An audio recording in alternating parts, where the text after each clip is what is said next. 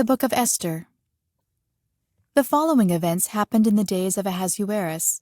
I am referring to that Ahasuerus who used to rule over 127 provinces, extending all the way from India to Ethiopia. In those days, as King Ahasuerus sat on his royal throne in Susa the citadel, in the 3rd year of his reign, he provided a banquet for all his officials and his servants. The army of Persia and Media was present, as well as the nobles and the officials of the provinces. He displayed the riches of his royal glory and the splendor of his majestic greatness for a lengthy period of time, 180 days to be exact. When those days were completed, the king then provided a 7-day banquet for all the people who were present in Susa the citadel, for those of highest standing to the most lowly. It was held in the court located in the garden of the royal palace. The furnishings included linen and purple curtains hung by cords of the finest linen and purple wool on silver rings, alabaster columns, gold and silver couches displayed on a floor made of valuable stones of alabaster, mother of pearl, and mineral stone. Drinks were served in golden containers, all of which differed from one another. Royal wine was available in abundance at the king's expense. There were no restrictions on the drinking, for the king had instructed all of his supervisors that they should do as everyone so desired. Queen Vashti also gave a banquet for the women in King Ahasuerus's royal palace. On the 7th day, as King Ahasuerus was feeling the effects of the wine, he ordered Mehuman, Biztha, Harbona, Bigtha, Abagtha, Zethar, and Carcass, the 7 eunuchs who attended him, to bring Queen Vashti into the king's presence, wearing her royal high turban. He wanted to show the people and the officials her beauty, for she was very attractive. But Queen Vashti refused to come at the king's bidding, conveyed through the eunuchs. Then the king became extremely angry, and his rage consumed him.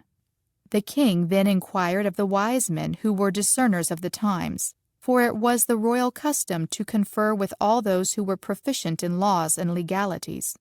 Those who were closest to him were Karshina, Shethar, Admatha, Tarshish, Meres, Marsina, and Memucan. These men were the 7 officials of Persia and Media who saw the king on a regular basis and had the most prominent offices in the kingdom. The king asked, "By law, what should be done to Queen Vashti in light of the fact that she has not obeyed the instructions of King Ahasuerus conveyed through the eunuchs?" Memucan then replied to the king and the officials, "The wrong of Queen Vashti is not against the king alone, but against all the officials and all the people who are throughout all the provinces of King Ahasuerus. For the matter concerning the queen will spread to all the women, leading them to treat their husbands with contempt, saying, 'When King Ahasuerus gave orders to bring Queen Vashti into his presence, she would not come.' And this very day, the noble ladies of Persia and Media who have heard the matter concerning the queen will respond in the same way to all the royal officials, and there will be more than enough contempt and anger.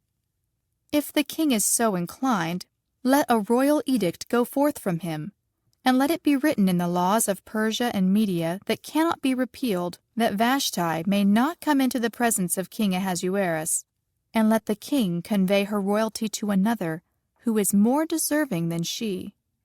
And let the king's decision, which he will enact, be disseminated throughout all his kingdom, vast though it is. Then all the women will give honor to their husbands, from the most prominent to the lowly." The matter seemed appropriate to the king and the officials, so the king acted on the advice of Memucan. He sent letters throughout all the royal provinces, to each province according to its own script, and to each people according to its own language, that every man should be ruling his family and should be speaking the language of his own people.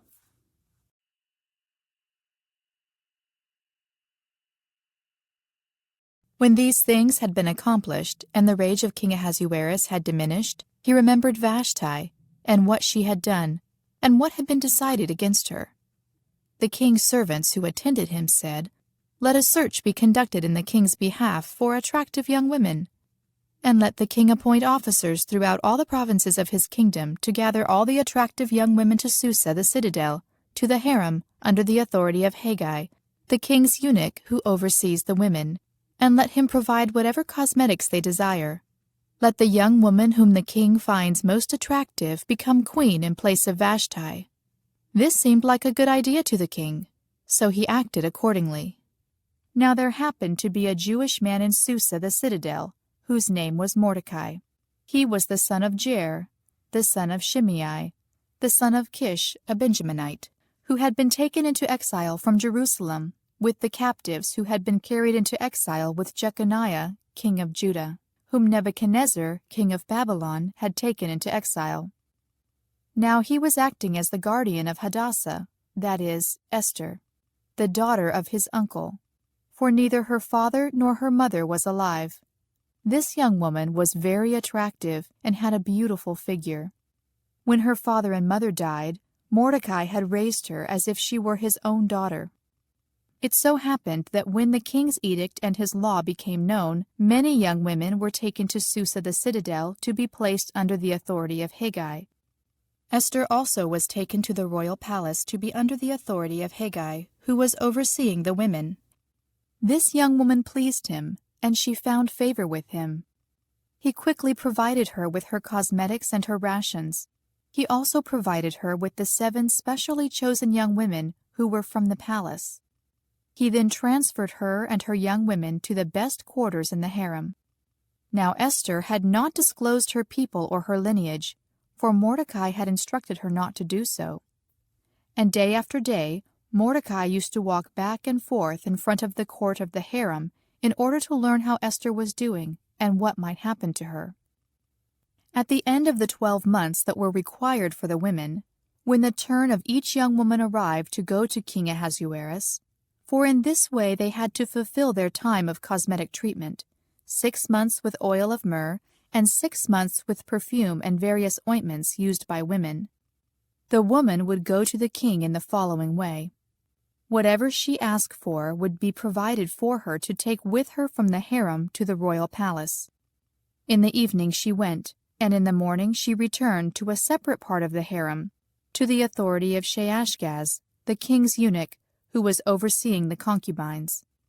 She would not go back to the king unless the king was pleased with her, and she was requested by name. When it became the turn of Esther, daughter of Abihail, the uncle of Mordecai, who had raised her as if she were his own daughter, to go to the king, she did not request anything except what Haggai, the king's eunuch, who was overseer of the women, had recommended. Yet Esther met with the approval of all who saw her. Then Esther was taken to King Ahasuerus at his royal residence in the 10th month, that is, the month of Tebeth, in the 7th year of his reign. And the king loved Esther more than all the other women, and she met with his loving approval more than all the other young women. So he placed the royal high turban on her head and appointed her queen in place of Vashti. Then the king prepared a large banquet for all his officials and his servants. It was actually Esther's banquet. He also set aside a holiday for the provinces, and he provided for offerings at the king's expense. Now, when the young women were being gathered again, Mordecai was sitting at the king's gate. Esther was still not divulging her lineage or her people, just as Mordecai had instructed her. Esther continued to do whatever Mordecai said, just as she had done when he was raising her. In those days, while Mordecai was sitting at the king's gate, Bigthana and Teresh, 2 of the king's eunuchs who protected the entrance, became angry and plotted to assassinate King Ahasuerus. When Mordecai learned of the conspiracy, he informed Queen Esther, and Esther told the king in Mordecai's behalf. The king then had the matter investigated, and, finding it to be so, had the 2 conspirators hanged on a gallows. It was then recorded in the Daily Chronicles in the king's presence.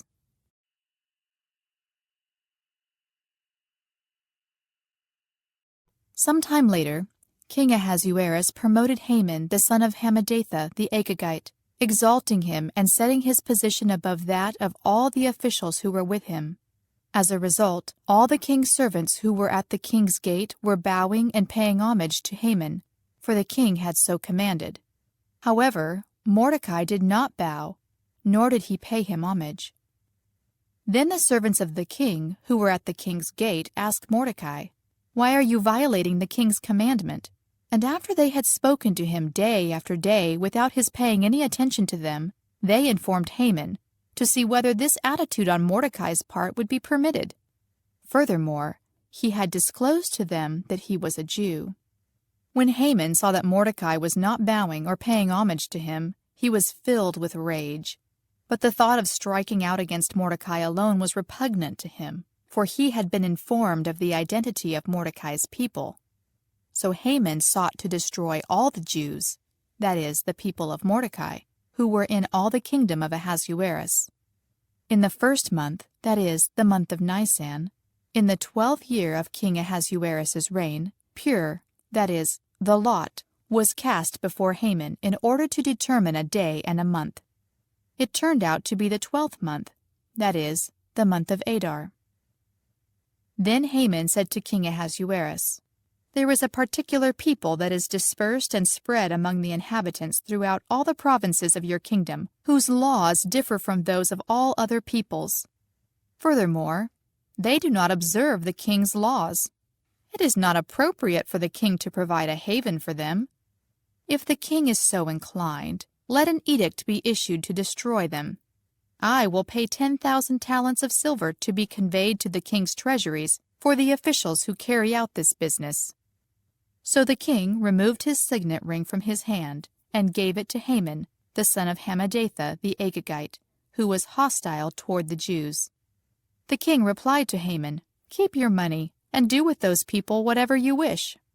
So the royal scribes were summoned in the first month, on the 13th day of the month. Everything Haman commanded was written to the king's satraps and governors, who were in every province, and to the officials of every people, province by province, according to its script, and people by people, according to its language. In the name of King Ahasuerus it was written and sealed with the king's signet ring. Letters were sent by runners to all the king's provinces, stating that they should destroy, kill, and annihilate all the Jews, from youth to elderly, both women and children, on a particular day, namely, the 13th day of the 12th month, that is, the month of Adar, and to loot and plunder their possessions. A copy of this edict was to be presented as law throughout every province. It was to be made known to all the inhabitants, so that they would be prepared for this day. The messengers scurried forth with the king's order. The edict was issued in Susa the citadel. While the king and Haman sat down to drink, the city of Susa was in an uproar.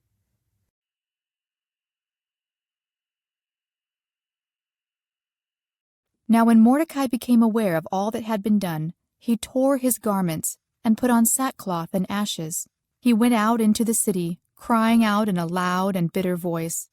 But he went no further than the king's gate, for no one was permitted to enter the king's gate clothed in sackcloth.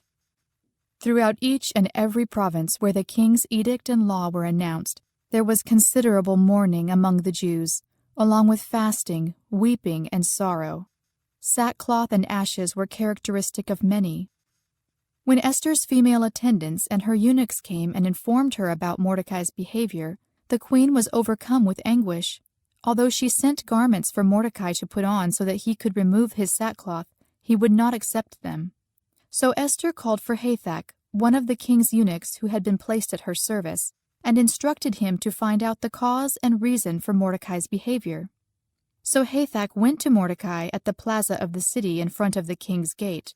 Then Mordecai related to him everything that had happened to him, even the specific amount of money that Haman had offered to pay the king's treasuries for the Jews to be destroyed. He also gave him a written copy of the law that had been disseminated in Susa for their destruction, so that he could show it to Esther and talk to her about it. He also gave instructions that she should go to the king to implore him and petition him on behalf of her people.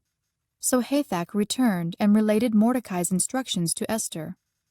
Then Esther replied to Hathach with instructions for Mordecai.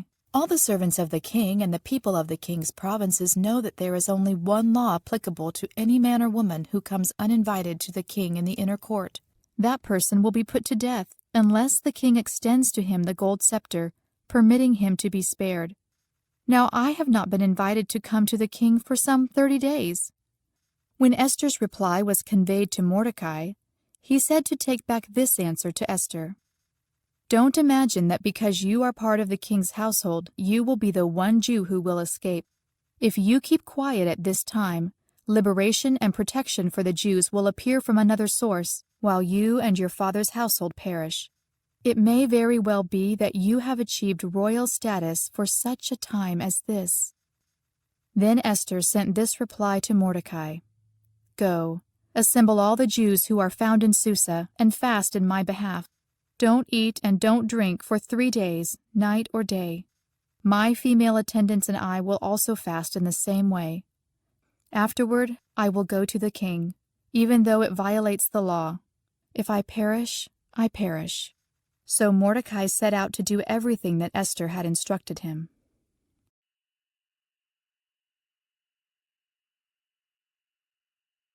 It so happened that on the 3rd day, Esther put on her royal attire and stood in the inner court of the palace, opposite the king's quarters.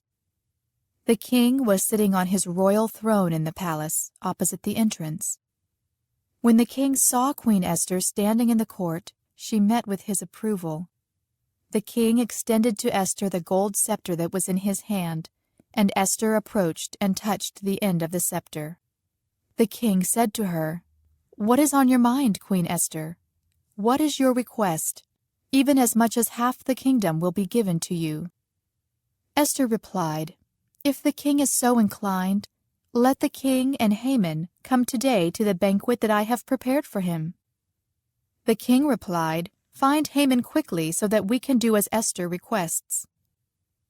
So the king and Haman went to the banquet that Esther had prepared. While at the banquet of wine, the king said to Esther, "What is your request? It shall be given to you. What is your petition? Ask for as much as half the kingdom, and it shall be done."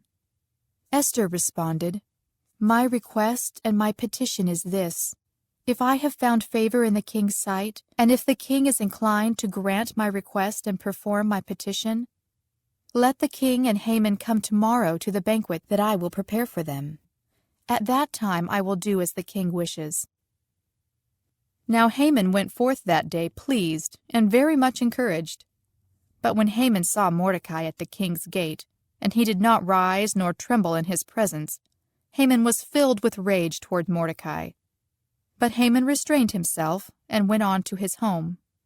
He then sent for his friends to join him, along with his wife Zeresh.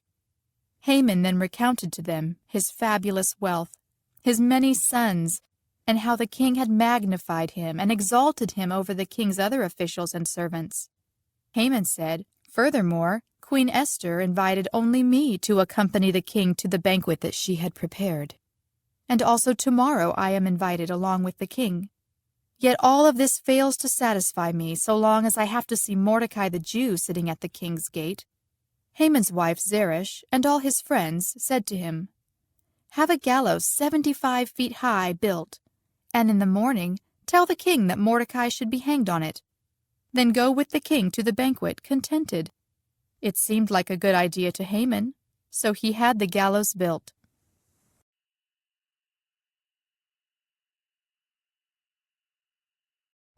Throughout that night the king was unable to sleep, so he asked for the book containing the historical records to be brought.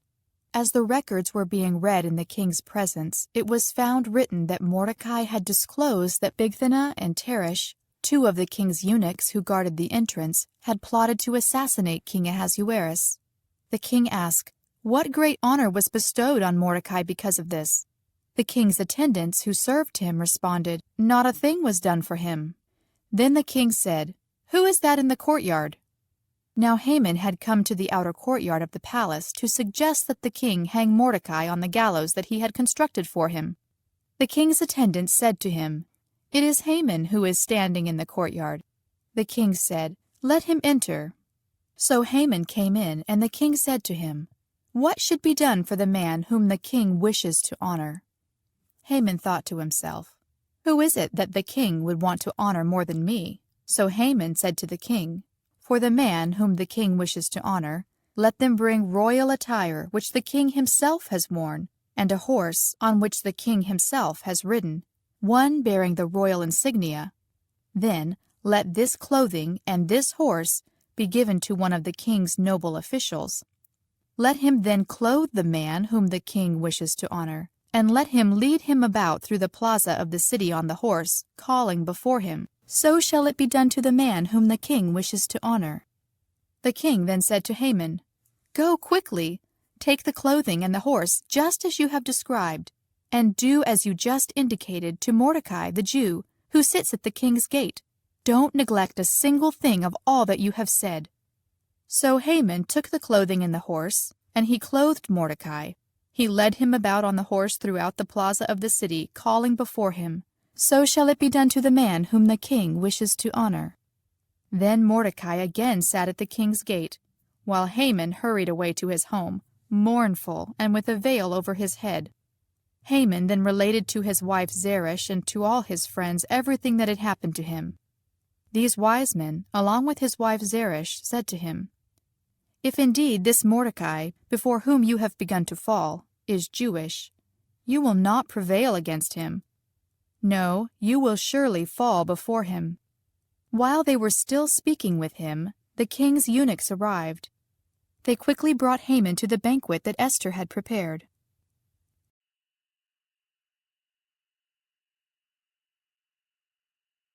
So the king and Haman came to dine with Queen Esther. On the second day of the banquet of wine, the king asked Esther, "What is your request, Queen Esther? It shall be granted to you. And what is your petition? Ask up to half the kingdom, and it shall be done." Queen Esther replied, "If I have met with your approval, O king, and if the king is so inclined, grant me my life as my request, and my people as my petition. For we have been sold, both I and my people, to destruction and to slaughter and to annihilation. If we had simply been sold as male and female slaves, I would have remained silent, for such distress would not have been sufficient for troubling the king." Then King Ahasuerus responded to Queen Esther, "Who is this individual? Where is this person to be found who is presumptuous enough to act in this way?" Esther replied, "The oppressor and enemy is this evil Haman." Then Haman became terrified in the presence of the king and queen. In rage, the king arose from the banquet of wine and withdrew to the palace garden. Meanwhile, Haman stood to beg Queen Esther for his life, for he realized that the king had now determined a catastrophic end for him. When the king returned from the palace garden to the banquet of wine, Haman was throwing himself down on the couch where Esther was lying. The king exclaimed, "Will he also attempt to rape the queen while I am still in the building?"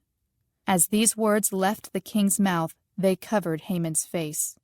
Harbona, one of the king's eunuchs, said, "Indeed, there is the gallows that Haman made for Mordecai, who spoke out in the king's behalf. It stands near Haman's home and is 75 feet high." The king said, "Hang him on it." So they hanged Haman on the very gallows that he had prepared for Mordecai. The king's rage then abated.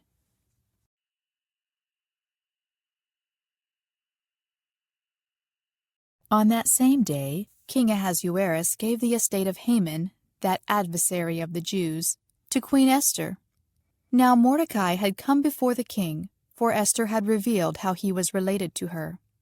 The king then removed his signet ring, the very one he had taken back from Haman, and gave it to Mordecai.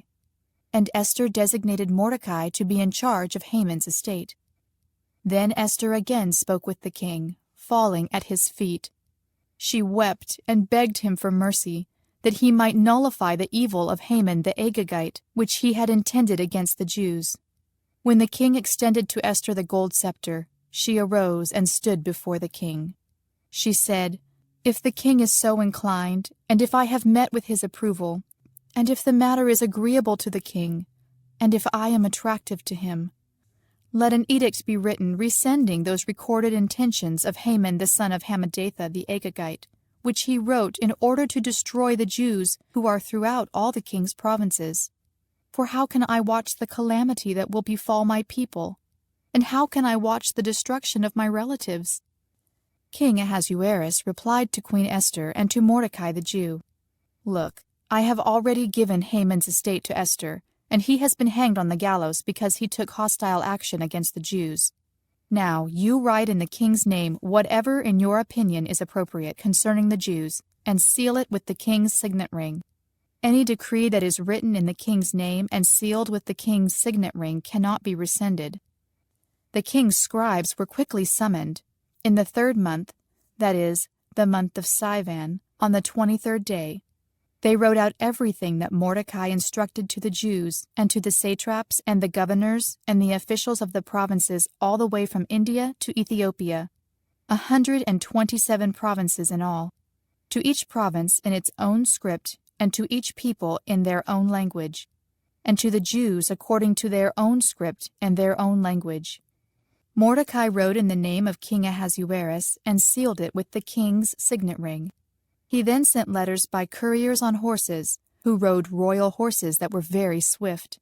The king thereby allowed the Jews who were in every city to assemble and to stand up for themselves, to destroy, to kill, and to annihilate any army of whatever people or province that should become their adversaries, including their women and children, and to confiscate their property. This was to take place on a certain day throughout all the provinces of King Ahasuerus, namely, on the 13th day of the 12th month, that is, the month of Adar. A copy of the edict was to be presented as law throughout each and every province and made known to all peoples, so that the Jews might be prepared on that day to avenge themselves from their enemies. The couriers who were riding the royal horses went forth with the king's edict without delay, and the law was presented in Susa the citadel as well. Now Mordecai went out from the king's presence in purple and white royal attire, with a large golden crown and a purple linen mantle. The city of Susa shouted with joy. For the Jews there was radiant happiness and joyous honor. Throughout every province and throughout every city where the king's edict and his law arrived, the Jews experienced happiness and joy, banquets and holidays. Many of the resident peoples pretended to be Jews because the fear of the Jews had overcome them.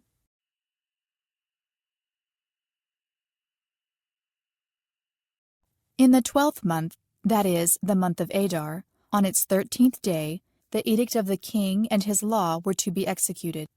It was on this day that the enemies of the Jews had supposed that they would gain power over them. But contrary to expectations, the Jews gained power over their enemies. The Jews assembled themselves in their cities throughout all the provinces of King Ahasuerus to strike out against those who were seeking their harm. No one was able to stand before them, for dread of them fell on all the peoples. All of the officials of the provinces, the satraps, the governors, and those who performed the king's business were assisting the Jews, for the dread of Mordecai had fallen on them. Mordecai was of high rank in the king's palace, and word about him was spreading throughout all the provinces. His influence continued to become greater and greater. The Jews struck all their enemies with the sword, bringing death and destruction, and they did as they pleased with their enemies. In Susa the citadel, the Jews killed and destroyed 500 men. In addition, they also killed Parshandatha, Dalphon, Aspatha, Poratha, Adalia, Aridatha, Parmashta, Arisai, Aridai, and Visatha, the 10 sons of Haman, son of Hammedatha, the enemy of the Jews. But they did not confiscate their property. On that same day, the number of those killed in Susa the citadel was brought to the king's attention. Then the king said to Queen Esther, "In Susa the citadel the Jews have killed and destroyed 500 men and the 10 sons of Haman. What then have they done in the rest of the king's provinces? What is your request? It shall be given to you. What other petition do you have? It shall be done." Esther replied, "If the king is so inclined, let the Jews who are in Susa be permitted to act tomorrow also according to today's law, and let them hang the 10 sons of Haman on the gallows." So the king issued orders for this to be done. A law was passed in Susa, and the 10 sons of Haman were hanged. The Jews who were in Susa then assembled on the 14th day of the month of Adar, and they killed 300 men in Susa, but they did not confiscate their property. The rest of the Jews who were throughout the provinces of the king assembled in order to stand up for themselves and to have rest from their enemies. They killed 75,000 of their adversaries, but they did not confiscate their property. All of this happened on the 13th day of the month of Adar. They then rested on the 14th day and made it a day for banqueting and happiness. But the Jews who were in Susa assembled on the 13th and 14th days and rested on the 15th, making it a day for banqueting and happiness. This is why the Jews who are in the rural country, those who live in rural cities, set aside the 14th day of the month of Adar as a holiday for happiness, banqueting, holiday, and sending gifts to one another. Mordecai wrote these matters down and sent letters to all the Jews who were throughout all the provinces of King Ahasuerus, both near and far, to have them observe the 14th and the 15th day of the month of Adar each year, as the time when the Jews gave themselves rest from their enemies, the month when their trouble was turned to happiness, and their mourning to a holiday. These were to be days of banqueting, happiness, sending gifts to one another, and providing for the poor. So the Jews committed themselves to continue what they had begun to do and to what Mordecai had written to them. For Haman, the son of Hammedatha the Agagite, the enemy of all the Jews, had devised plans against the Jews to destroy them. He had cast Pur, that is, the lot, in order to afflict and destroy them. But when the matter came to the king's attention, the king gave written orders that Haman's evil intentions that he had devised against the Jews should fall on his own head. He and his sons were hanged on the gallows. For this reason, these days are known as Purim, after the name Pur. Therefore, because of the account found in this letter, and what they had faced in this regard, and what had happened to them, the Jews established as binding on themselves, their descendants, and all who joined their company, that they should observe these 2 days without fail, just as written and at the appropriate time on an annual basis. These days were to be remembered and to be celebrated in every generation and in every family, every province, and every city. The Jews were not to fail to observe these days of Purim. The remembrance of them was not to cease among their descendants. So Queen Esther, the daughter of Abihail, and Mordecai the Jew wrote with full authority to confirm this second letter about Purim. Letters were sent to all the Jews in the 127 provinces of the empire of Ahasuerus, words of true peace, to establish these days of Purim in their proper times, just as Mordecai the Jew and Queen Esther had established, and just as they had established both for themselves and their descendants matters pertaining to fasting and lamentation. Esther's command established these matters of Purim, and the matter was officially recorded.